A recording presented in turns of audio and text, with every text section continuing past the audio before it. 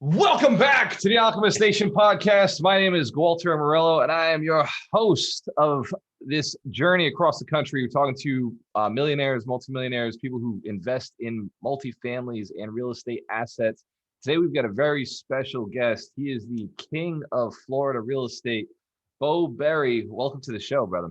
Man, I love the energy, dude. Like you're matching my energy. This is gonna be a loud podcast. If anything, I love it. That is the goal. Have me on the show.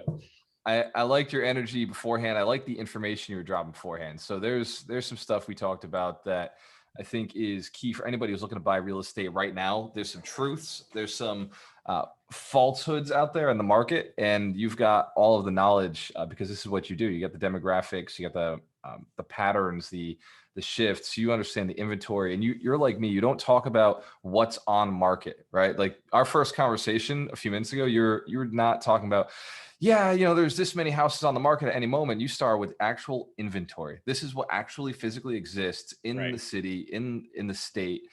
And I think that's how investors have to look. So before we dive into it, Beau, I know you've written books. I know that you're a broker. Can you just give us a little bit of background so people understand why it makes sense to listen to you? Yeah, sure. No problem. In prior to my current status, I actually started my career in the late 90s with Trammell Crow Residential, which was the largest apartment developer in the country. And I started off as a young buck, on site on a 400 unit apartment complex that was new construction. I did leasing, I did management, handled from maintenance requests all the way up to, our manager was really cool and showed us how the balance sheet worked and the income statements. Trammell Crow paid for education, so I got my real estate license while I was there. I then heard about University of Florida's Master in Real Estate program. It's actually one of the top 5 graduate real estate programs in the country. I did that and graduated from that in 2002. Went and worked for a very large Southeast investor called the AMJ Group. A gentleman named Mike Warren runs that, and he's known all over the place. But I brokered and managed his portfolio of office, industrial, retail, land, and multifamily. And I did a lot of the acquisitions for the company as well. And so I just got to learn from the principal side of things, how investors see not only the investments, but how brokers work. I was there for 10 years, and I had an opportunity to acquire a Coldwell Banker commercial franchise in 2010 and owned that with some partners. I also acquired the Coldwell Banker residential side. We had about 100 agents. I was the top 3 multifamily broker in the world for Coldwell Banker commercial almost every year I was there. I ended last year number 2 in the world in multifamily and number 3 overall. And I sold my company back to my partners and started my own firm January 1st, Beau Beery Multifamily Advisors. I've been doing multifamily only for the last 8 or 10 years, and it's been awesome. I think it's the asset class of the future for a number of different reasons. And I'm just glad to be here, brother. I love it, Beau, because you've got all the experience, you've done the work, you spent the time in it, and you still believe that multifamily is the asset class of the future. I've done a lot of similar research. I've done a lot of networking and talking to people who are big players in this real estate field, the whole, real estate arena. And we keep coming back to multifamily, right? Before, multifamily used to be I guess like if you don't have the money to get in a commercial, but now it's completely shifted, and hedge funds, everybody wants to be in multifamily. So you're in the right real estate class. I think that we're in the right real estate class. What is your main market? So I cover the northern half of Florida, right? So I cover, Winter Haven, Lakeland, Ocala, Gainesville, all of Volusia County, which is Daytona, New Smyrna, Ormond, DeLand, Deltona.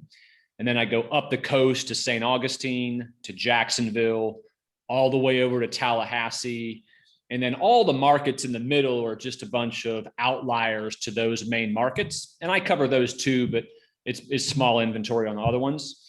But that geographic area was chosen by myself based on the number of transactions that occur in those markets back out into the market share I believe I could win as a broker to equal an income that I want to have for myself, right? So in other words, if I was a guy who said, I just want to operate in Gainesville, which is where my market is, then you could do the math based on the number of closings of all assets, of all multifamily assets in that market, how many I could capture and how much money I would make.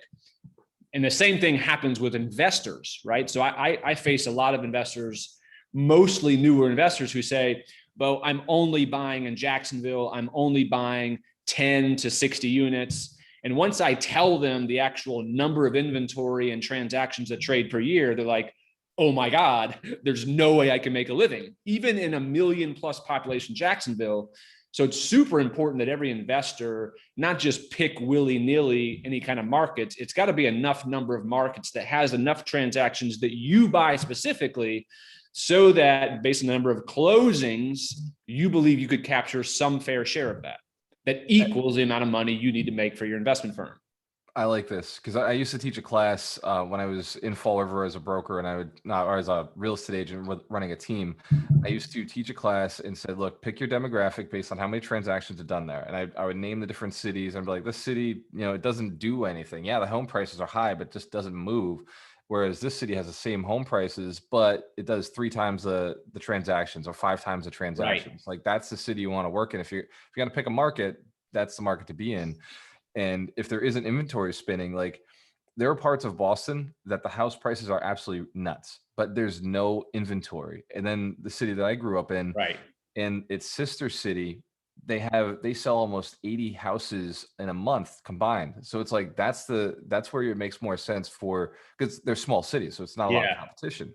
So that made more sense to be purchasing real estate in. I just had less people fighting for it, so more deals. It's the same thing here in Florida. It's one of the reasons we chose the Tampa market is it's enough for us to do because we like to do one deal a year. If we do one deal a year and it's a good sized deal, we're happy. And then anything beyond that is we're lining up next year. We're probably working on the next deal. And based on the conversation you were just giving me, it sounds like, if I grab one of the 8 deals that's going to come up this year, perfect. I've got to make sure though that I'm hitting that 15%, right? Like I'm one of the 15%, which is a pretty competitive market. Whereas when you spread out and you go bigger, the only way to really do that is you got to get in touch with a broker who has access to that. Otherwise, you're building some massive marketing funnels, and it doesn't make sense. So and I got a list of questions that you're good at answering here. So how do you find deals? So this is what brokers master, right? So the reason that, I wrote this book was to help investors understand to stop trying to beat brokers to the punch in finding these listings, because investors are so tied up doing all kinds of other stuff, right? You guys are raising equity, you're negotiating debt, you have staff, you have employees, you're trying to grow a business.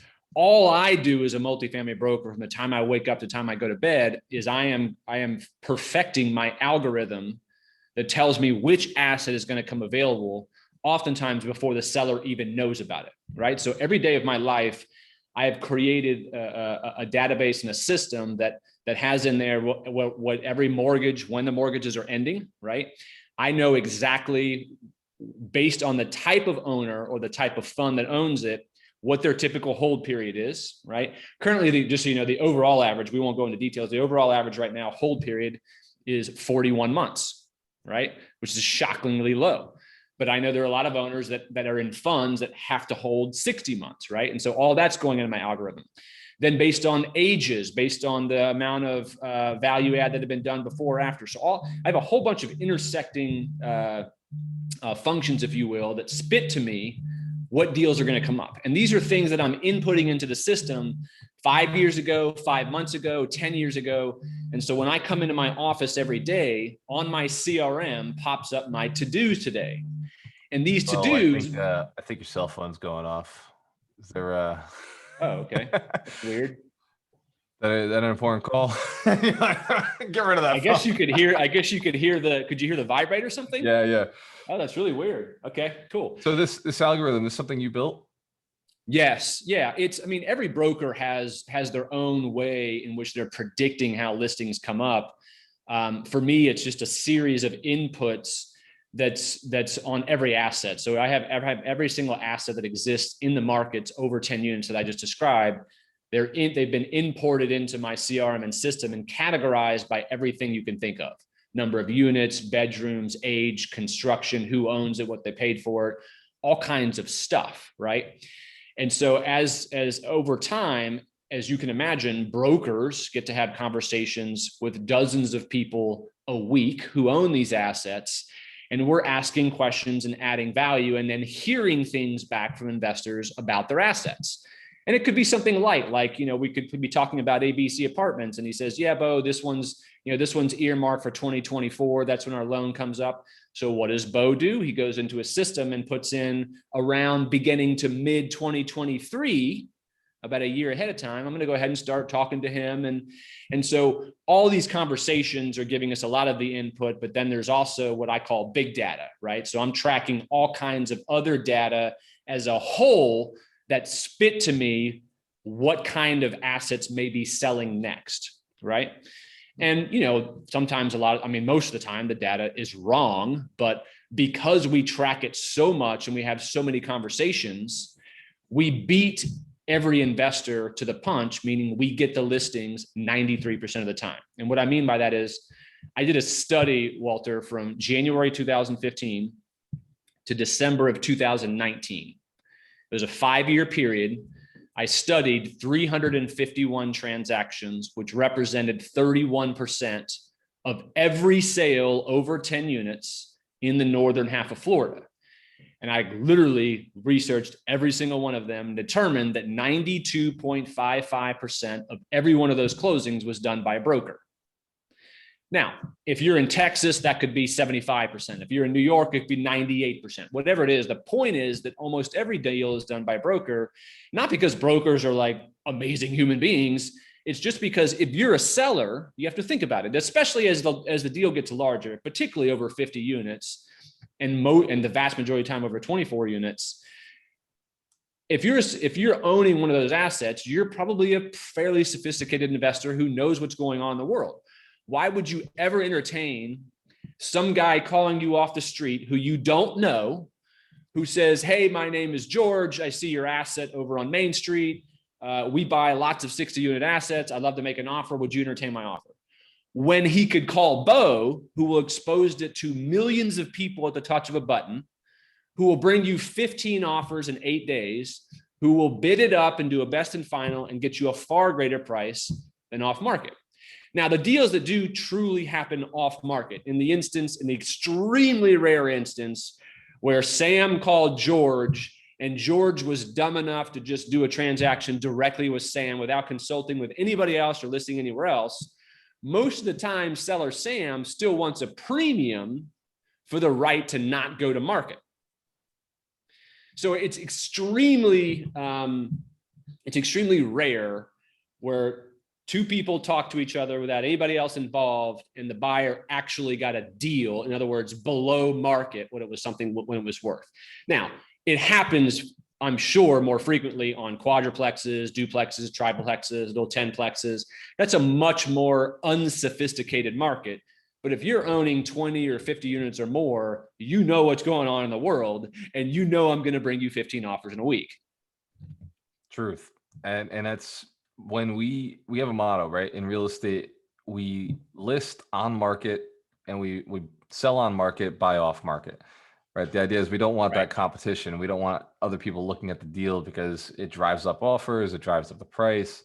And we've always followed the same principle, right? If we're going to list a property, I don't list it myself. I've been a licensed agent since 2015, but I no longer list any of my own properties. I get a little referral fee as you understand that business, but I'd rather have an agent take all those calls. I would much rather have an agent take those calls. I love paying them the commission, and allows us to focus on getting the next deal. So how do you sell for top dollar? I know the secret, right? I know the magic to selling for top dollar. I want to ask you, how do I get them for less than top dollar? But let's start with how do you sell for top dollar? So, besides all of the obvious ways, which is to have as many buyers looking at this as possible, getting a bunch of offers all at one time, doing a best and final and bidding it up. a lot of the power you're buying in a broker in order to get prices up is because, as I told you before, we're having conversations with all of these investors on a regular basis. We know them. We know what they'll pay. We've done deals with them before. We know what their pain points are. We know how to get them up. We know how to negotiate them. We know how their equity is made up. We know where their debt comes from. We know who their partners are. We know what kind of constraints they're under in order to place money. All these things go into how a broker maximizes price during the bid process and the best and finals. Like for instance, if I've got 12 offers, okay, and we're narrowing it down to 3, of those 3, almost every time I know how to get those 3 up because I've done business with them before, or I know how they're made up organically as a business, right? And so as I told you before this started, probably what we should do is, let me give you should I give the stats about the number of inventory, because that'll kind of give a glimpse about how small the world is on investors and why I know every single investor in the world that owns all these properties. And it's not just Beau, it's every broker who's good at what they do knows every investor who owns every one of these assets. So here's the math. And this math is for the northern half of Florida, but the percentages and the rarities and the just kind of the overall math is prevalent in any market you're in, right? But the point of this story is the scarcity. So in the entire we were northern about it earlier, and your numbers, it's about the same thing across the entire country. It is. 100-unit deals is about 2,000 that'll come on the market in a year. It's maybe less than 2,000. So right. All across the entire country. So very cool numbers. Go ahead, Beau. Bring the math to us. I love to talk in numbers, brother. So northern half of Florida, there's only 1,959 assets over 100 units, and those are owned by only 993 investors in the world, right? From mom and pops up to REITs.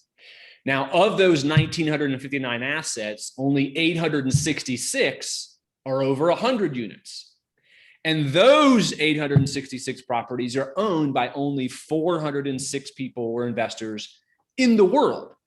The top 1% of owners own 11% of the inventory, or 21 properties each. The top 5% of owners own 27% of the assets. So now those are the big dogs get bigger and bigger and bigger proportionally to the small dogs. They just keep getting more and more properties. And those percentage of assets that the big dogs own continues to grow every year. On the flip side, 66% of owners only own 1 property. Now, I'm talking about over 10 units. This is the world I'm talking about. I'm not talking about quadruplexes and duplexes and all that stuff. 17% own 2 properties. So if you combine that, 83% of owners only own half the inventory. So that other half of the inventory is owned by only 17% of people. Right? Now, let me give you some more scarcity. I actually talk about this in the book. So let's say you were someone who only buys conventional assets, right? So not student housing, not affordable housing, just conventional, and you only buy 100+ units. So for instance, if you only bought, I just talked about there are only 855 or 866 assets over 100 units. If you only buy conventional, there's only 566. So 300 properties were student housing and affordable housing. So now we're down to 566. Let's say, Beau, hey, Beau, I'm only buying things. I don't want anything that's over 40 years old, right? So like 1980. And I don't want anything newer than 5 years because, there's no way to really add value to that. So if you're buying between 40 years old and 5 years old, now there's only 306 assets in the entire northern half of Florida, which is one of the top 5 markets in the country for multifamily. So of those 306 assets, you will, of course, you can't really buy any of these that have already sold in the last 2 years, right? Because if it's already sold in the last 2 years, the idea that you're going to buy it and add value to it and sell it again is a lot more rare, right? Because the value's probably already been worked on and been added. So if you didn't buy one that has already sold in the last 2 years, now there's only 252 assets, right? Now, as I told you before, roughly only 8% of apartment complexes in any market trade per year. Gainesville's like 6, Orlando's like 10 or 11, but on average across the northern half of Florida, it's 8%.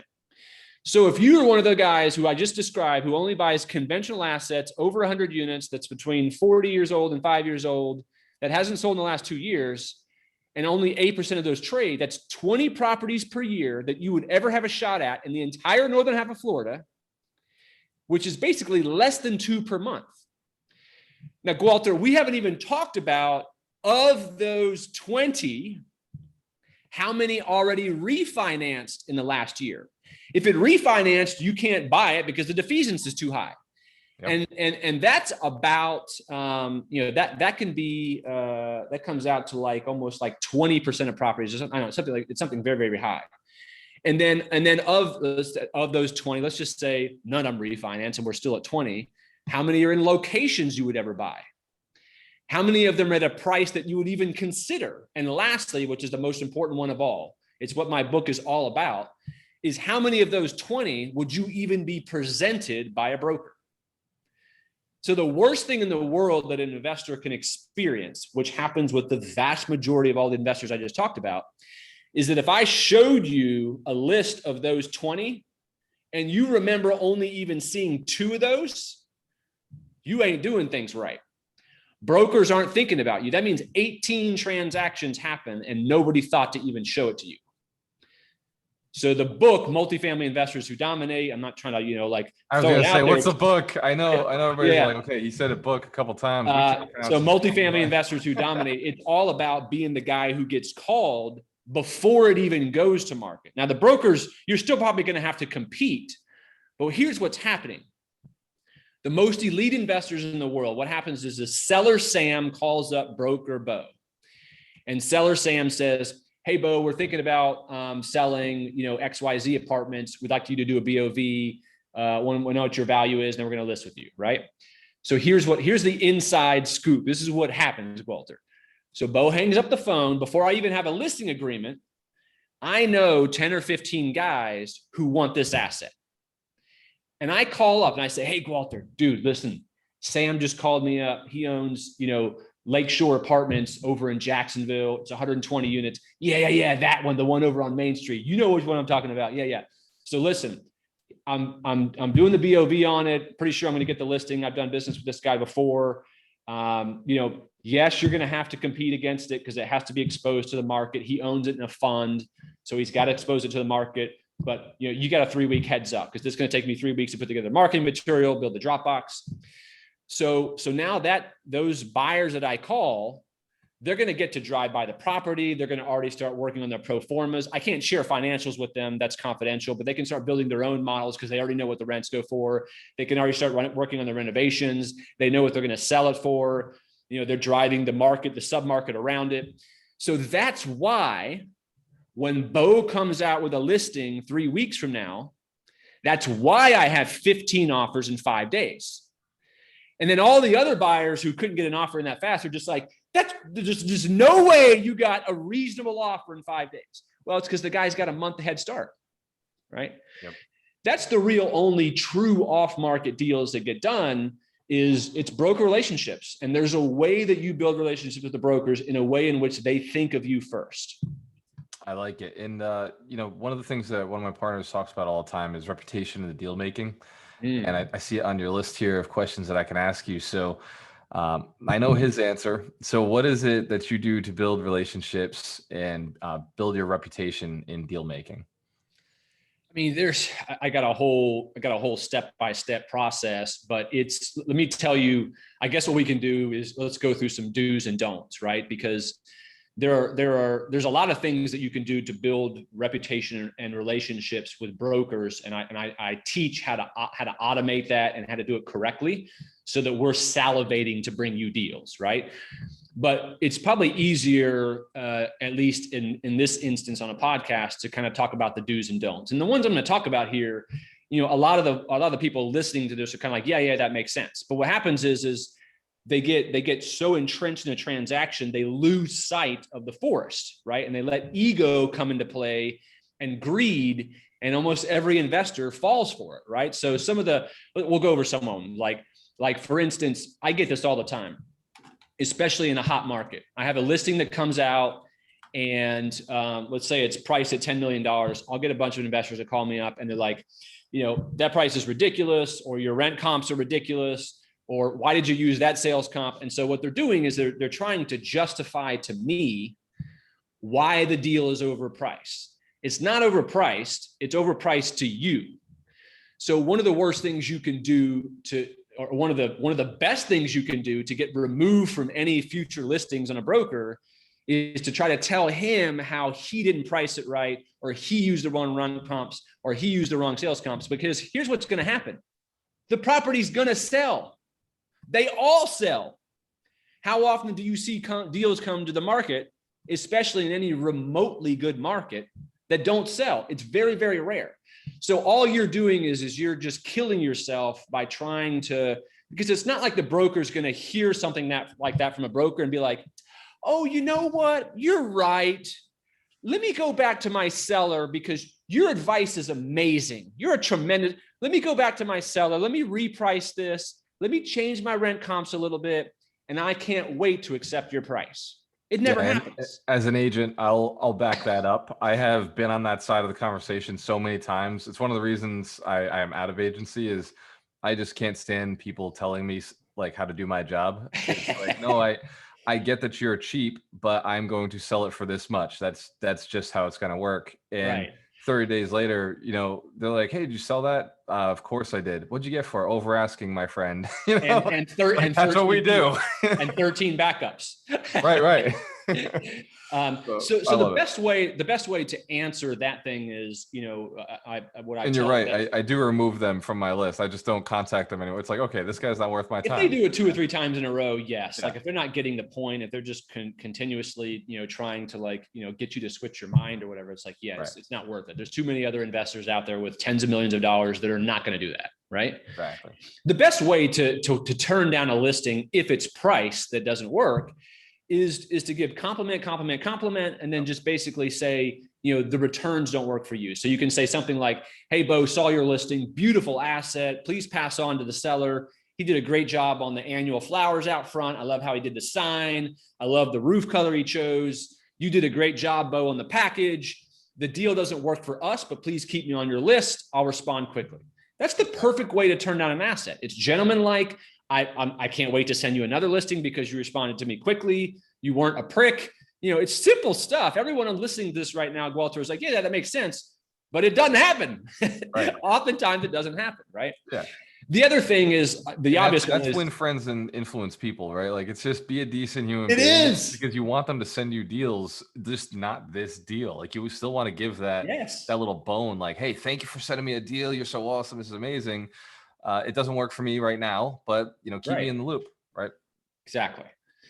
The other one obviously is don't retrade. And what I mean by that is you got to define it, right? So like I talk about in the book, one of the biggest challenges I deal with during a transaction is not when a huge deal happens. Like let's say I'm working on a $20 million deal and a $500,000 problem comes up, right? That's a big enough deal where the seller knows something has to be negotiated because he's going to have this problem with any buyer. So it's big enough it has to get worked out. It's the little things that come up that create the biggest issues, right? So a $20,000 issue comes up, and almost every time, except elite investors never do this, but almost every time a buyer, he looks at $20,000. He doesn't look at his reputation or future deal flow from brokers. He looks at it like someone just removed 20 grand cash sitting in his hand and with no explanation. So he makes a big deal of it. Beau, we need to reduce the $20 million to $19,980,000. That's not my problem. I didn't want, that's the seller's problem. He didn't tell me about this, blah, blah, blah, right? Don't do that shit. It's the worst thing you can do because you're number one, you're looking foolish in front of a seller who may own other assets and he'll never do another deal with you again. But worse, you're doing it in front of a broker who, if he's remotely productive, is doing between 5 and 20 deals a year for the next 20 years in his life that you will never, ever see. And if you do that with 3 or 4 brokers, those 3 or 4 brokers are probably some of the biggest brokers who control the most number of closings, right? Another statistic, Walter, in the entire northern half of Florida, there's only about 60 multifamily brokers full-time. And if you think about the 80-20 rule, the top 20% or 12 brokers are doing the majority of the deals, right? So if you traded in my market, you know that it would be Beau Beery, it's Michael Donaldson, it's Joe LaFleur, it's Jonathan over at ARI. I mean, it's the same guys. Now there's 48 others though, who are doing a fair number of transactions that you should pay attention to for sure, right? But if you're retrading and doing the wrong things with the wrong brokers, you cut off the majority of deals you'll ever see again. So what you need to do is pay attention to how it affects your cash on cash and IRR, right? A $20, $40, $50, $100,000 issue that comes up on a $20 million deal doesn't even dent an IRR or a cash on cash over a 3, 4, and 5 year period. So don't retrade. It's stupid. A $500,000, yeah, that's gonna dent your IRR and your cash on cash, but don't lose sight of the forest through the trees. You're gonna kill yourself. I like that, Beau. So we got about 5 minutes left, so we can keep this one tight. But I want to go to something you probably don't talk about too often. What is the market or the real estate that you don't think is worth your time, right? You look at it and you're like, man, it's just not worth doing these deals. It trades too low. It takes too long to sell. Like what real estate class are you seeing in that space right now? Because we know multifamily is the future. What is dying? What is just a pain in the butt right now? Like you see brokers walking away from. Yeah, I mean, besides actual multifamily land development deals, first of all, that segment is hot. As a broker, though, who's successful in selling improved properties, I don't like to work on land deals because I can do 10 deals in the time it takes to close one land deal. And it's a pain in the ass, and you have meetings you have to go to and mail outs, and it's an enormous process. I take them on when they're in phenomenal locations and I know I can get a bunch of offers immediately, like if it's across from UF or FSU, or it's in a great market rate area, whatever it is. But in terms of improved assets, it's really just bad location ones because everything else sells, right? So I categorize stuff as A, B plus, B minus, C plus, C minus, right? And so C minus are the ones in which, unless the C minus is in a C location or better, I don't touch those. But most C minus assets are C minus physically because they can't get the rents of a C location in order to justify remodeling. And these are usually high crime areas. And I don't want to visit those properties. I don't want to have to carry a 9mm, to protect myself. I'm past that in my career. Those transactions still have to happen. But as an investor, the problem with the C minus location is it will never become anything more, ever. Very, very, very rarely does the city get involved and say, yeah, this C minus area is so terrible. We're going to now spend gazillions of dollars to revamp it, redo the streets, pay big boxes to move in, and just transform. And even if they did, that takes 10 to 20 years. So C minus stuff is just tough. Everything else is good. Even affordable housing is great. I mean, it's actually highly sought after, especially during the COVID markets. So your advice to investors is stay away from C minus locations and C minus properties, unless there's room. If they're in a C location or a C plus location, okay, you can improve the building, but there's nothing below C minus in location. That's as bad. I don't even track them. Like a D to me would be boarded up vacant. Right. Like you're having to do a whole transformation, which in itself is still nothing you want to touch, because anyone who's ever let an asset get to a boarded up vacant location is in a C minus location. You're not going to be able to change it. and don't fall for the seller or the broker trying to tell you that things are changing, right? If it has been like that forever and you have crime and your crime circles are terrible, like just walk away. There's other assets, just be patient. It's really, really hard to take up a C-minus's income up enough to make it worth it. And usually they don't even pay for the renovations. Right. No, this is great information. It's, we got both sides of the board, right? This is the one to stay away from. This is the one to go after. It's extremely competitive. And, my audience is all real estate investors who want to buy at a discount. What do you say to investors who are saying, look, it doesn't cash flow right now? Like how, your job, my job as brokers is to get the price way over asking for the seller. How are investors making these things cash flow? How are investors making them justify? So, it used to be the golden rule was you wanted to try to get 7-8% cash on cash return, at closing.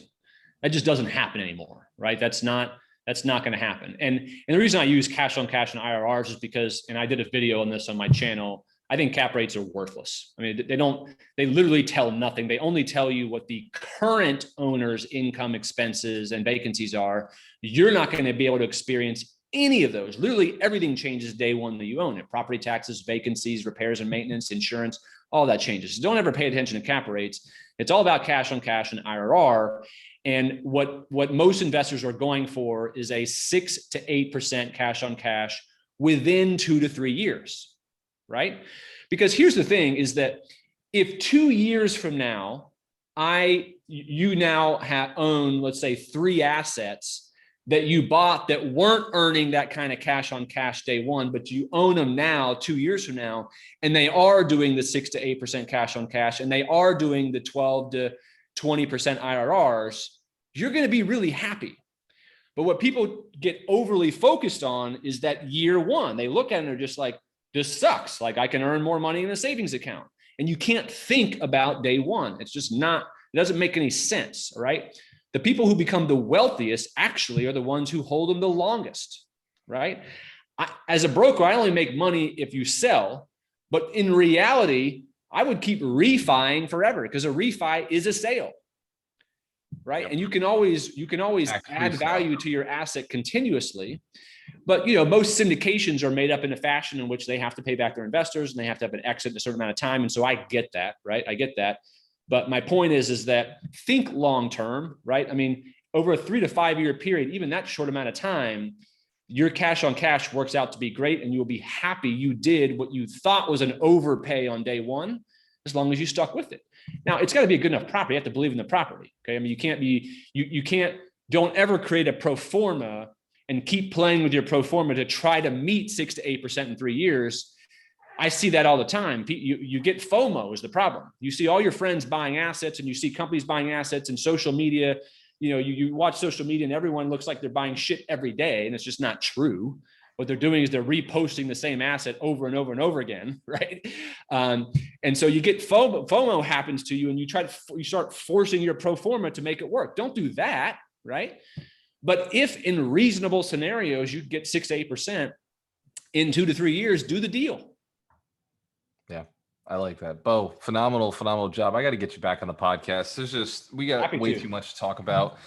I always do this at the end of the podcast. I want to ask, what are the 3 pieces of advice you'd give to somebody in their 20s? So just imagine Beau Beery back at 20 years old. If you could go back in time and give yourself 3 pieces of advice, what would you say to yourself, your earlier self, if you could get yourself to where you are, happier, faster, and earning more? Good one. Number one, coaching. I'm a big believer in paid coaching. That's the number one most important thing that's ever happened in my career. I hired a commercial real estate coach probably 10 years ago, and they've worked tremendous wonders in my life. And by the way, the previous 10 years of my career, I had been the number one producer in my market for 10 years and still hired a coach, which then took my program to a whole new level, right? Number 2, I would say, as soon as you can afford it, hire help, hire an assistant, staff. And this doesn't just go for brokers. I'm talking about for investors as well, right? You can't do your job and become an investor who is showered with new listings from brokers if you're doing $10 an hour shit, right? There's so much stuff that happens in your day that if you don't have help, you are the help. You are the assistant. You are the $10 an hour person, right? So you got to hire people, and you need to hire people before you even need them is the problem. My coach tells me hire before you need them, because once you need them, it's the worst trying to train people when you're underwater, right? Truth. And then third piece of advice is choose your partners, the people you work with, very, very carefully, man. I got to tell you, it's the worst thing on earth is partnering up with the wrong person who sabotages your relationship. You choose your equity wisely. Choose the people you work on the debt side wisely. Choose your real estate attorney extremely wisely. Real estate attorneys can sabotage your relationship. If you hire an attorney who, me as a broker, has to work with someone who's redlining the hell out of stuff every single time and creating an issue, I ain't bringing you more deals. And it ain't like I'm going to call you up and be like, hey, Walter, like the reason you haven't seen a listing from me in 2 years is because I hate your attorney. Yeah. Or I hate your partner. Or I hate the two 25-year-olds you have on your acquisition team because they're cocky. Yep. Brokers aren't going to tell you that. So it's really, really important you're hiring the right people and you're partnering with the right people. Beau, you just nailed it, man. Coaching. What was your second one? It was fire. Coaching. Geez, I already forgot it. Hiring an assistant. Hiring an assistant. These are the things my first coach hit me with. He's like, you're making way too much money to be doing it by yourself. Yes. So got a coach. I was already a top producer like yourself. Got a coach, became an even higher top producer. Yep. Got an assistant, then brought on partners. Partners were the leverage tool that really take you to the next level. Beau, you are an alchemist. How can we get in touch with you if somebody wants to learn more about what you're doing? I know I've just Googled you. You're all over the freaking place. But yeah, three ways. Yep, go ahead. How do you pronounce it and spell it, and what are the contact channels? So my website is beaubeery.com, BEAUBEERY.com. What you want to check there, it doesn't matter what market you're in, Florida, Texas, California, New Jersey, go to the resources section and you'll see the markets I cover. When you click on any market, I have tons of stats on there. And those are the stats you want to master in your market. The quicker you can master every stat in every market, the faster you can respond to deals that come to market. The second way is I wrote a book. It's on Amazon. It's on Audible. It's on Kindle. It's called Multifamily Investors Who Dominate. It's selling out like crazy. It's been very, very successful, but it gives you literally the playbook, step-by-step process after every chapter on how to become an absolute effing baller, right? And thirdly, I got a YouTube channel called Beau Knows Multifamily, BEAU, Beau Knows Multifamily. And I have all kinds of videos on there on how to buy more assets, how to sell them for top dollar, how to do market analysis. And occasionally I'll put new listings on there. As a matter of fact, I just put a new listing on there before I sent to anybody else. It's just something kind of fun that I do. I put a little 17-unit deal on there in Gainesville. That's it. Beau, I love it, man. And for everybody who's listening, I did already order the book. About 2 minutes into this interview, I said, yeah, I'm just going to get it. Thank you so much for listening. Thank you for all of your time, for your excitement about your own success, and for being interested in multifamily, for your commitment to your family, to community, to building your wealth. I know that real estate investing is not always easy. And sometimes when we have a professional like Beau on, it's hard to listen to the hard, cold facts of, this can be a extremely intensive business, but focus on what your why is. Focus on why you're doing this, why it's important to build your wealth. It is long-term. Beau said it's not a 3 to 5 year plan. This is a 10, it's a 20, it's a 30-year plan. And if you build it right, you can retire young, you can retire rich, and you've got to just keep focusing on that as you're building yourself. Do me a huge favor and go to Amazon and check out his book, check out my books. And if you really want to help more people and get this podcast in more ears, go to iTunes and type in Alchemist Nation podcast. Write us a great review. Be honest. Tell them how awesome it is and what you learned. Cheers to your success. We have a choice. Always work with the best. Beau Beery, you are an alchemist. Thank you, sir.